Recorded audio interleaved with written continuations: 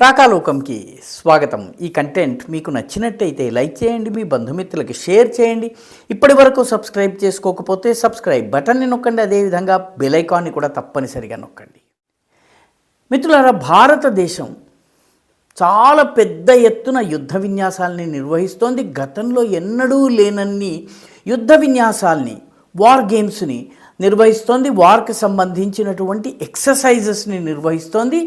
ఇప్పటికే త్రిశక్తి పేరిట ఏకంగా రాజస్థాన్ నుంచి కచ్ వరకు నోటాంను జారీ చేయడం జరిగింది. ఆ నోటాంను ఎక్స్టెండ్ చేయడం జరిగింది. ఇప్పుడు కేవలము బాణగంగ, దాన్నే ఇంగ్లీష్ వర్డ్ సర్ క్రీక్ అంటారు. బాణగంగాకి కొద్ది దూరం వరకు ఉన్నదాన్ని మరొక 500 నాటికల్ మైల్స్ ఎక్స్టెండ్ చేయడం జరిగింది. ఇదే సమయంలో అస్త్రశక్తి పేరిట ఒక ఎక్సర్సైజ్ నడుస్తోంది. సెంటినల్ పేరిట రక్షణకు సంబంధించిన మరొకటి జరుగుతోంది.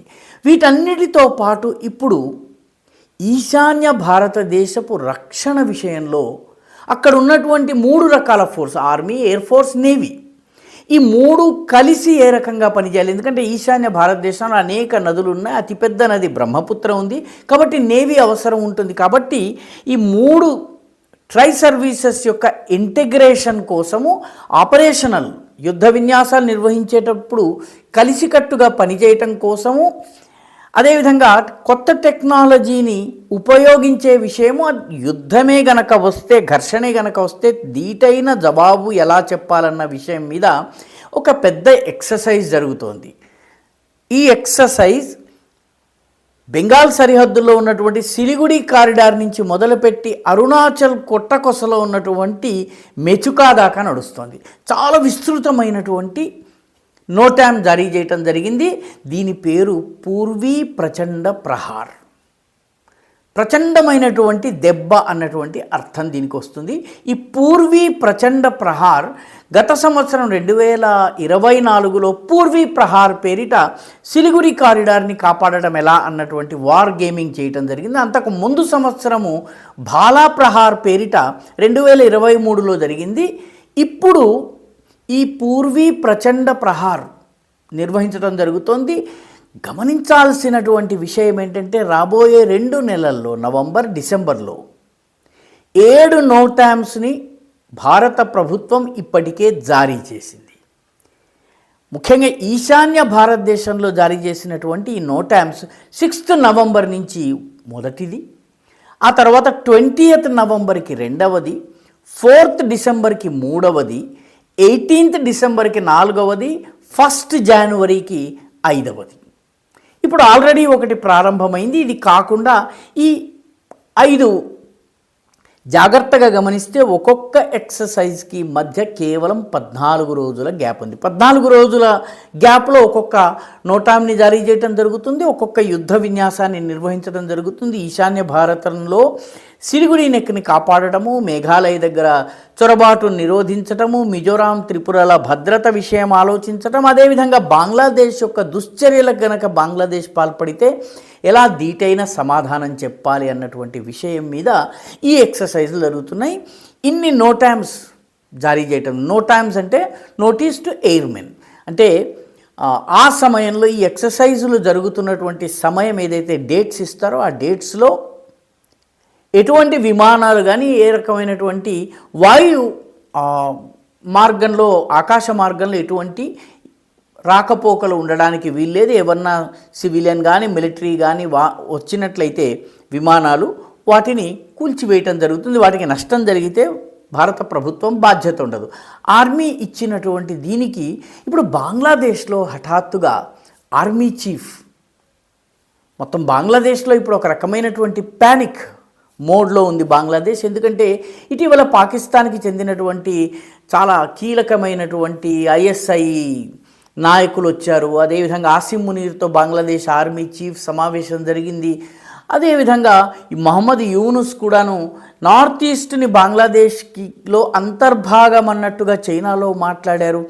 ఇటీవల జైషే మొహమ్మద్, లష్కరే తోయబాలకు మద్దతునిచ్చేటటువంటి పాకిస్తానీ మతోన్మాద నాయకులు బంగ్లాదేశ్లో పర్యటిస్తున్నారు.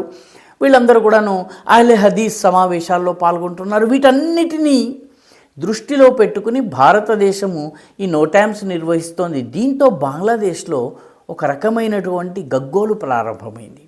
బంగ్లాదేశ్ ఆర్మీ చీఫ్ వకారుజ్జమాన్, జనరల్ వకారుజ్జమాన్, ఆయన తన సౌదీ అరేబియా పర్యటనని క్యాన్సిల్ చేసుకున్నారు. నవంబర్ 2 నుంచి ఆయన సౌదీ అరేబియా పర్యటన జరగాలి, దాన్ని ఆయన క్యాన్సిల్ చేసుకున్నారు. ఆయన తన సౌదీ పర్యటనని క్యాన్సిల్ చేసుకోవడం ఇది రెండవసారి. ఒకసారి అక్టోబర్ 14 to 19 వెళ్ళాల్సి ఉంది ఉమ్రా కోసం. ఉమ్రా అంటే మామూలుగా హజ్ సమయం కాకుండా మిగతా సమయంలో మక్కాని దర్శించుకోవడానికి వెళ్తే దాన్ని ఉమ్రా అంటారు. భార్యా సమేతంగా ఉమ్రాకి వెళ్ళాలనుకున్నారు, ఆ సమయంలో క్యాన్సిల్ చేసుకున్నారు. ఎందుకంటే భారతదేశం ఈ రకరకాల ఆపరేషన్స్ నిర్వహిస్తోంది. సరిగ్గా అదే సమయానికి భారత ఇంటెలిజెన్స్ అధికారుల బృందం ఒకటి బంగ్లాదేశ్కి వెళ్ళింది. కాబట్టి ఆయన తన టూర్ని క్యాన్సిల్ చేసుకున్నారు. ఇప్పుడు నవంబర్ 2 నుంచి ఉండాల్సినటువంటి సౌదీ అరేబియా యాత్రను కూడా ఆయన మళ్ళీ క్యాన్సిల్ చేసుకున్నారు. అయితే దీని వెనక ఏముందన్నటువంటిది, భారతదేశం నిర్వహిస్తున్నటువంటి ఈ రకరకాల ఎక్సర్సైజెస్ వల్ల బంగ్లాదేశ్లో ఒక రకమైనటువంటి గందరగోళం, అయోమయ స్థితి ఉన్న కారణంగా ఆర్మీకి సంబంధించినటువంటి army, navy, air force, Bangladesh army, air force, నేవీలు ఈ చీఫ్లు ఎవరైతే ఉన్నారో వీళ్ళు మహమ్మద్ యూనుస్తో సమావేశమయ్యారు. పైకి ఎన్నికల గురించి ఆలోచించేందుకు చేస్తున్నామని చెప్తున్నప్పటికీ కూడాను వీళ్ళు ముఖ్యంగా భారత్ నిర్వహిస్తున్నటువంటి ఈ ఎక్సర్సైజెస్ నేపథ్యంలో చర్చించేందుకే సమావేశమయ్యారని చెప్తున్నారు. రక్షణ రంగానికి సంబంధించి అధ్యయనం చేసేటటువంటి వాళ్ళు. కాబట్టి భారత్ చాలా సాహసోపేతంగా, చాలా అగ్రెసివ్గా నిర్వహిస్తున్నటువంటి ఈ ఎక్సర్సైజెస్ బంగ్లాదేశ్లో కూడాను ఆర్మీ చీఫ్ ఏకంగా తన సౌదీ యాత్రను నిలుపు చేసుకునేటటువంటి స్థితికి వచ్చింది. ఉమ్రా అంటే కేవలం ఉమ్రా మాత్రమే ఉండదు, సౌదీ అరేబియాతో మిలిటరీ, ఎకనామిక్ కోఆపరేషన్, ఆర్థికపరమైన, సైనికపరమైనటువంటి సహకారం విషయంలో చర్చించడం ఉంటుంది. అదేవిధంగా సౌదీ అరేబియాలో బంగ్లాదేశ్ సైనికుల్ని పంపే విషయంలో కూడాను ఒక చర్చ జరుగుతోంది. దాని గురించి కూడా చర్చించేందుకు వకారుజ్జమాన్ వెళ్ళాలి. కానీ ఆయన భారత్ నార్త్ ఈస్ట్లో, ముఖ్యంగా మేచుకా, అరుణాచల్ ప్రదేశ్లో ఉన్నటువంటి మేచుకాలో నిర్వహిస్తున్నటువంటి ఈ ఆపరేషన్స్ చూసిన తర్వాత, ఈ ఎక్సర్సైజెస్ చూసిన తర్వాత ఆయన రెండవసారి తన సౌదీ అరేబియా టూర్ని క్యాన్సిల్ చేసుకున్నాడు.